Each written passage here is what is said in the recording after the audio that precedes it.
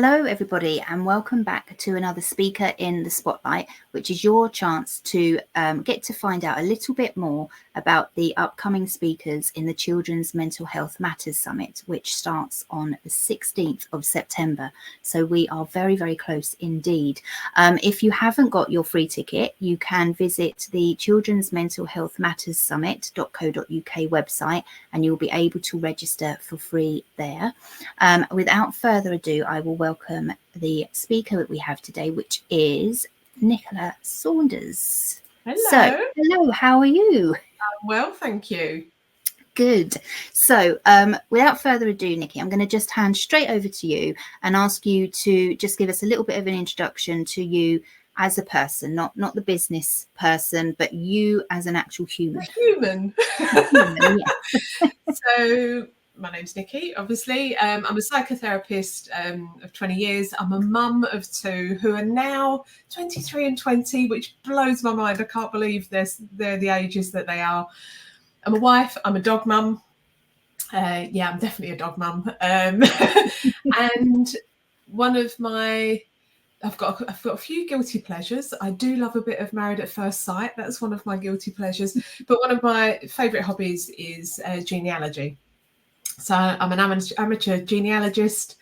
I'm a bit of an exercise freak as well. So I do loads and loads of stuff, especially a lot of the stuff I do. Being a genealogist actually came in 2007 for me. And because of my job, I needed time to switch off, and actually throwing myself into family history was an amazing way to help me to manage my own mental health and be able to switch my mind off from my work. So yeah, so a lot of my hobbies and the things I love doing are all as a result of just managing my own overall emotional well-being, really. Amazing. Yeah. So they're things that you've picked up along the way that you help, and yeah, 100%. Yeah, amazing. Absolutely. And also comes back to that whole helping children to pick up on what you're doing as well. So if you're looking after your mental health, your children tend to follow suit. And actually I look at my kids now and I can see they're not doing genealogy. Let's get that straight. But they're doing stuff that helps their overall well-being as well. So yeah, it's really I have a great life.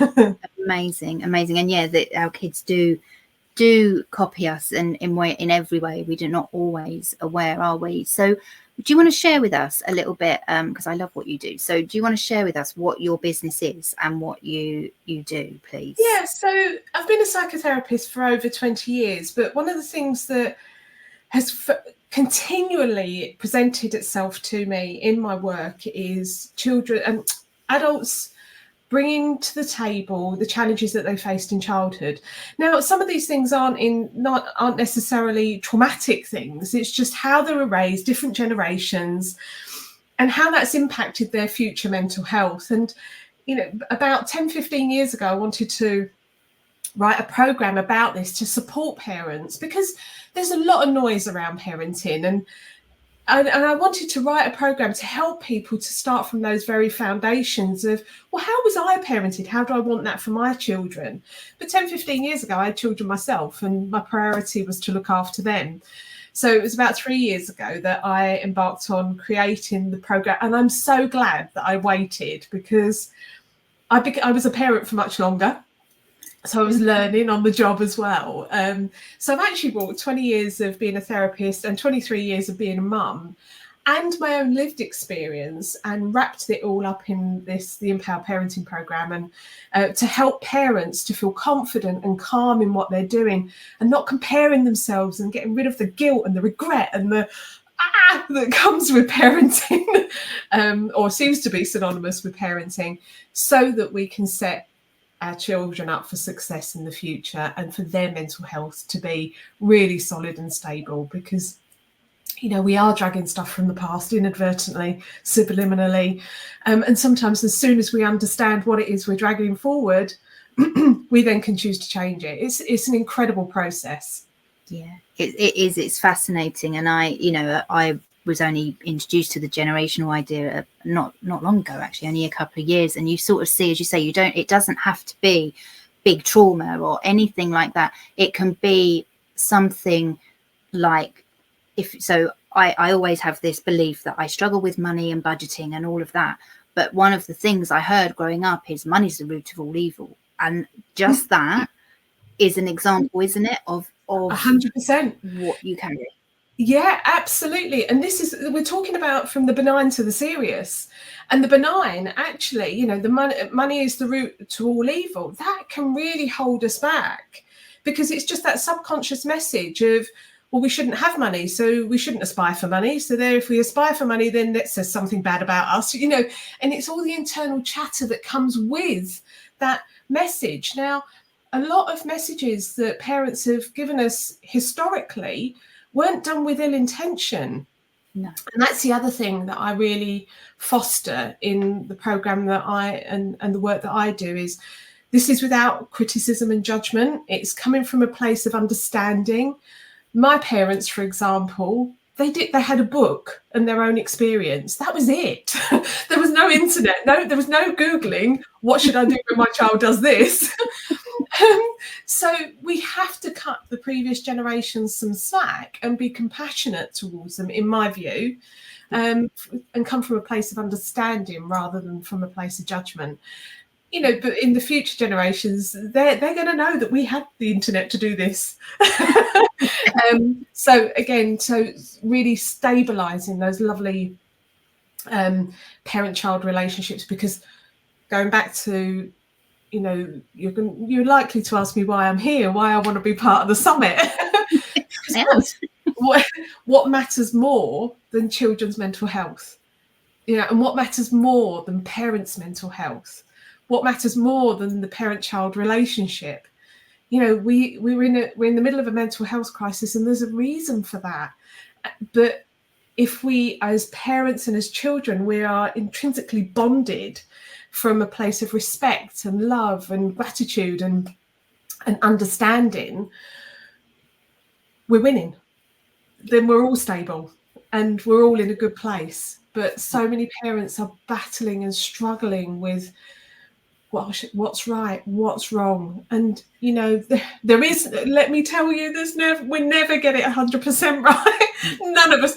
I'm a therapist. I didn't get it 100% right, that's for sure. Yeah. But it's it's how the intention, it's how it comes with intention, not about the right and wrong. Yeah, that is amazing, and that was one of the upcoming questions. So thank you for covering that.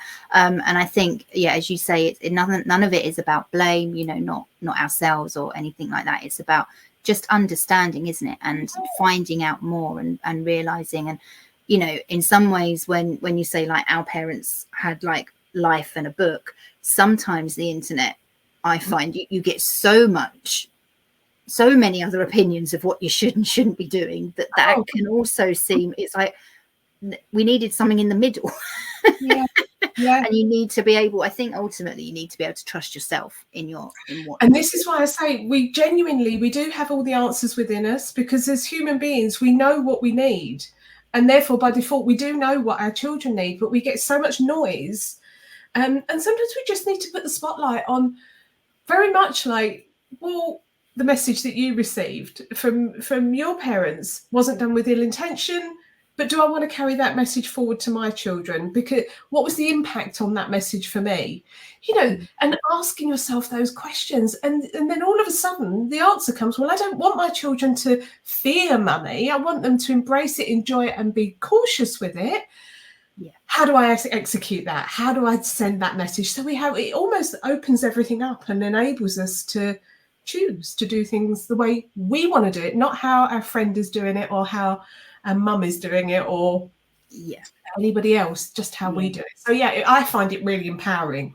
Yeah, it's amazing. And as you say, it's that awareness of where to start, you know, awareness without judgment, and then Absolutely. You can go from there, because we're very good at blaming ourselves for things we have done, things we haven't done, things we should have done, things we could have, anything really. So, you know, it's amazing. And if you, so if people wanted to find out a bit more about you and the work that you do, obviously your links do go with this interview, but people tend to be in one place more than the other, or whether via email is the best opportunity. What's the best way for somebody to make contact with you? Well, I would say the best way to contact me is have a look at my website. I've got so many free downloads to help parents, because generally I just want to help people to gain some insight into family cycles and the influence they have on our parenting and who we are as well. And there's loads of ways to sign up to my newsletter, onto my email list. I am on Instagram, I'm on Facebook, LinkedIn, TikTok, YouTube. I have the Parenting Playbook podcast as well.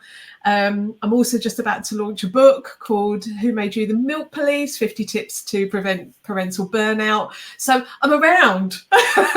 I'm a bit of everywhere. Yes. If you just Google Nicola Saunders, then you're likely going to find you somewhere. That's the one. Yeah, absolutely. I'm Amazing. around, and I'm here to give people value. Yeah, and that is amazing. And so please do reach out to Nicola, and keep a look out for her upcoming book as well. Do you have a release date yet for it? I don't, not yet. It's not going to be long though. I'm not quite sure. I'm quite excited. Okay. So keep your eyes peeled. I'm going to be an author. Own that. Own that. Amazing. So yeah, do reach out to Nicola and get to know her and her work a bit more. It is fascinating when you start looking at where beliefs come from and things like that, which is amazing. So obviously you've mentioned why you wanted to be part of this year's summit, and I'm really pleased that you have joined us on this mission to help people. Would you like to give people a sneak peek into what it is you're going to be, your presentation is actually going to be on? Yeah, so I'm just giving a brief and it is a brief introduction to how our childhood influences the way in which we parent. So I'll be looking at what family cycles are, just to give a bit of a synopsis of what that looks like, how to identify them and how to change them. And as I say, this is a brief introduction, but it will give people enough insight to start asking a few questions, just to be able to see, oh yeah, I can see how that's carried through, so that you can then start to think about whether or not you want to continue that journey. Yeah, amazing. And I would highly recommend coming along to Nicola's presentation, amongst all of the others that we have that will be going on between the 16th and the 27th of September. So just as we wrap up, is there anything else you wanted to add before we go, or do you feel that you covered everything? I just think it's going to be a great event. I'm really excited for everybody, and I'm so chuffed the amount of people that have already got tickets. It's amazing.